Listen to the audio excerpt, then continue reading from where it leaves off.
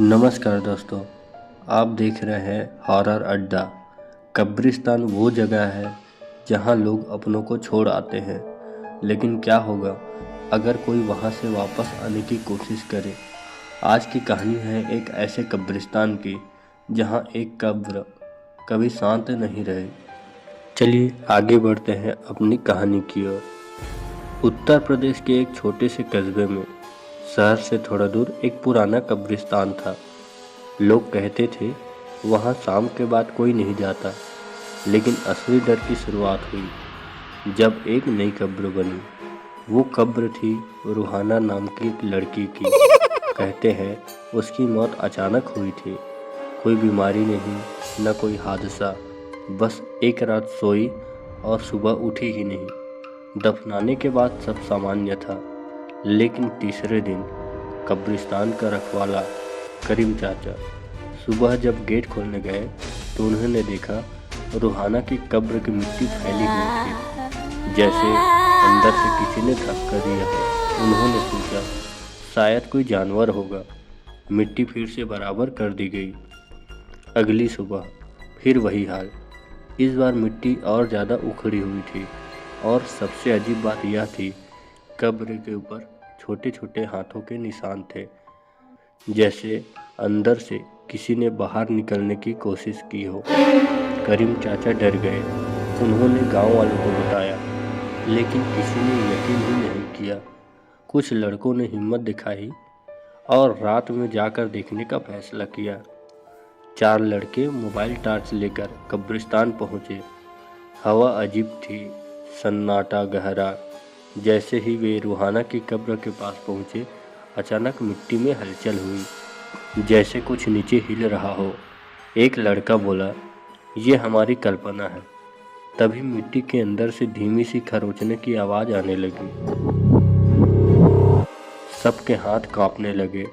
एक ने हिम्मत कर मिट्टी को छुआ। मिट्टी अभी गीली थी, जैसे अभी अभी खोदी गई हो। अचानक एक ठंडी हवा चली, मोबाइल की लाइट बंद हो गई और सभी तरफ अंधेरा छा गया। और उसी अंधेरे में एक लड़की की धीमी आवाज आई, मुझे बाहर निकालो। लड़के चीखते हुए भागे। अगली सुबह गांव में खबर फैल गई, लेकिन असली झटका तब लगा जब कब्र की खुदाई करने का फैसला हुआ। मौलवी साहब और कुछ बुजुर्ग आए। कब्र खोदी गई। सभी की सांसें रुकी हुई थी। जैसे ही ताबूत खोला गया, अंदर का दृश्य देखकर सब सन्न रह गए।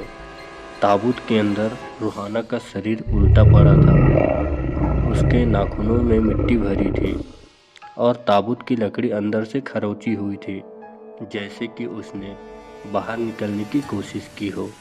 लेकिन सबसे डरावनी बात यह थी, इसके चेहरे पर डर नहीं था, बल्कि मुस्कान थी। उस दिन के बाद रूहाना को दूसरी जगह दफनाया गया, लेकिन पुरानी कब्र आज भी खाली नहीं रहती। लोग कहते हैं हर रात वहाँ एक लड़की बैठी दिखती है, मिट्टी से सनी उंगलियों के साथ, और जो भी पास जाता है उसे बस एक ही आवाज़ सुनाई देती है, तुम मुझे छोड़कर क्यों चले गए?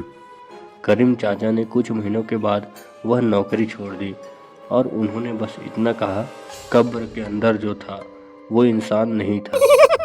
आज भी उस कब्रिस्तान में एक जगह की मिट्टी हमेशा ताज़ी मिलती है, चाहे बारिश हो या सूखा।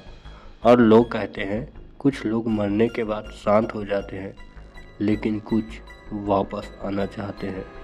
तो दोस्तों, अगर आप भी कभी कब्रिस्तान जाए और किसी कब्र की मिट्टी ताज़ा दिखे तो उसे छूने की गलती मत करना, क्योंकि हो सकता है अंदर कोई अभी भी बाहर आने का इंतज़ार कर रहा हो। दोस्तों, ऐसी ही सच्ची और खौफनाक कहानियों के लिए सब्सक्राइब कीजिए हॉरर अड्डा, क्योंकि यहाँ डर दफन नहीं होता,